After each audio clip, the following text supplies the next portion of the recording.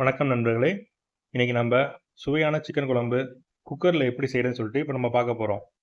ரொம்பவே ஈஸியான மெத்தடு தான். வீட்டில் செஞ்சு பார்த்துட்டு மறக்காமல் கமெண்ட் பண்ணுங்க.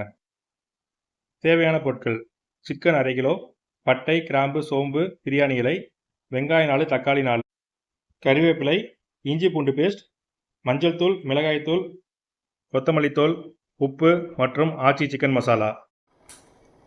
ஃபஸ்ட்டு குக்கரில் வந்து தேவையான அளவு எண்ணெய் ஊற்றிக்கோங்க. எண்ணெய் நல்லா காஞ்சு வரட்டும். இப்போது பிரியாணி இலை, பட்டை, கிராம்பு, சோம்பு எல்லாத்தையும் போட்டுக்கலாம். இப்போ நறுக்கி வச்ச 2 வெங்காயம் சேர்த்துக்கலாம். மொத்தம் 4 வெங்காயம் சொல்லியிருந்தேன். அதில் 2 வெங்காயம் வந்து இப்போதைக்கு நல்லா பொடியாக அரிஞ்சு இதில் சேர்த்துக்கலாம்.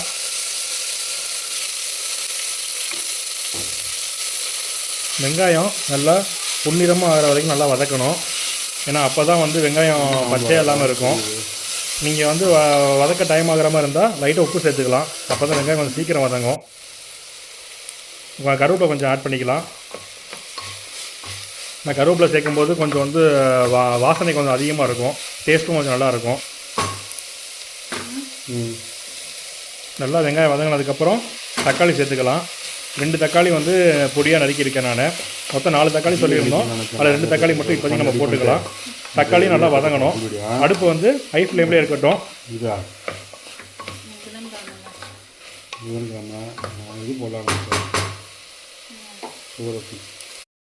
ஒரு தக்காளி நல்லா வதங்கிடுச்சு. இப்போ இஞ்சி பூண்டு பேஸ்ட்டு சேர்த்துக்கலாம். இஞ்சி பூண்டு பேஸ்ட்டு ஒரு 2 ஸ்பூன் போடுங்க, போதும். இஞ்சி பூண்டு பேஸ்ட்டு போட்டுட்டு நல்லா வதக்கிடணும். ஆனால் அந்த பச்சை வாசனை வந்து இருக்கக்கூடாது. அதனால் கொஞ்சம் நல்லா வதக்கிக்கோங்க.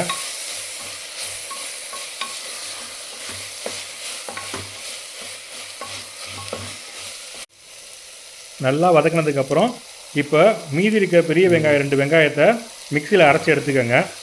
அரைச்சி நல்லா பேஸ்ட் மாதிரி எடுத்துக்கோங்க. இப்போ அதையும் கூட சேர்த்து போட்டு வதக்கலாம்.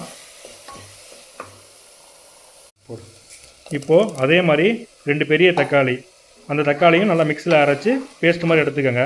ஏன்னா இது மாதிரி நம்ம பண்ணும்போது குழம்பு கொஞ்சம் நல்லா திக்காகவும் இருக்கும், டேஸ்ட்டும் கொஞ்சம் நல்லாயிருக்கும். தக்காளியும் வெங்காயமும் அரைச்சி ஊற்றும்போது.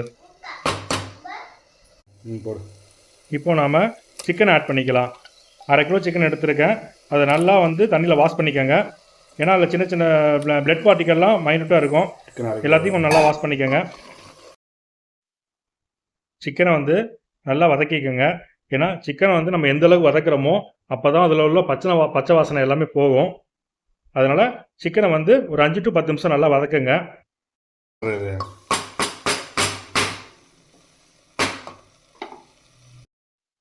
இப்போது நம்ம மசாலா ஆட் பண்ணிக்கலாம். மஞ்சள் தூள் சிறிதளவு, கொத்தமல்லி தூள் 3 ஸ்பூன், மிளகாய் தூள் 1.5 ஸ்பூன், உப்பு தேவையான அளவு.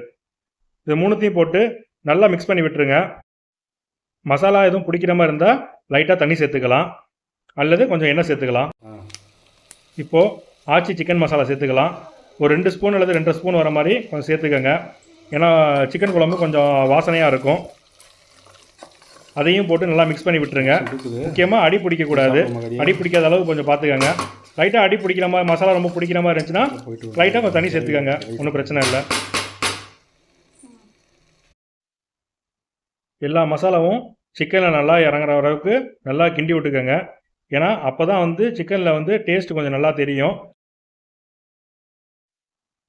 இப்போ நம்ம குழம்புக்கு தேவையான அளவு தண்ணி சேர்த்துக்கலாம். உங்களுக்கு எந்த அளவுக்கு தேவையோ குழம்பு அந்தளவுக்கு தண்ணி ஆட் பண்ணிக்கோங்க. நான் 2 கப்பு தண்ணி ஆட் பண்ணியிருக்கேன் நான். இந்த ஸ்டேஜில் வந்து உப்பு செக் பண்ணி பார்த்துக்கோங்க. இது மாதிரி வந்து நம்ம வேக வைக்கும்போதே கறி கொஞ்சம் நல்லா பாதி இதுக்கு வெந்துடும் நமக்கு, உங்களுக்கு பார்த்தாலே தெரியும்.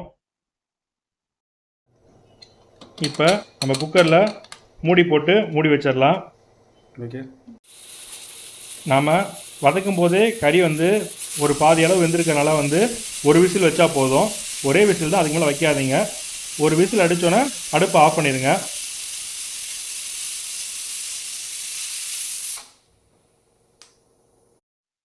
இப்போது விசில் இறங்கிடுச்சு. நம்ம குக்கரை ஓப்பன் பண்ணலாம். பார்த்தாலே உங்களுக்கே தெரியும், ஈஸியான ஸ்டெப்பில் சிக்கன் குழம்பு ரெடி. இது மாதிரி நீங்கள் செய்யும்போது சிக்கன் நல்லா ஜூஸியாகவும் இருக்கும், குழம்பும் நல்லா டேஸ்ட்டாக இருக்கும். கண்டிப்பாக மறக்காமல் இதை வீட்டில் செஞ்சு பார்த்துட்டு எப்படி இருந்துச்சு சொல்லிட்டு மறக்காமல் கமெண்ட் பண்ணுங்கள். இதை நம்ம ரைஸுக்கும் வச்சுக்கலாம், சப்பாத்தி தோசை அது மாதிரி இதுக்கும் தொட்டுக்கலாம். நம்ம இந்த வீடியோ உங்களுக்கு பிடிச்சிருந்துச்சுன்னா மறக்காமல் லைக் பண்ணுங்கள், உங்கள் ஃப்ரெண்ட்ஸுக்கும் ஷேர் பண்ணுங்கள். ஆர்கே டிராவல்ஸ் ட்ரிப்பீஸ் லைஃப் சேனலில் சப்ஸ்கிரைப் பண்ணிக்கோங்க. தேங்க்யூ.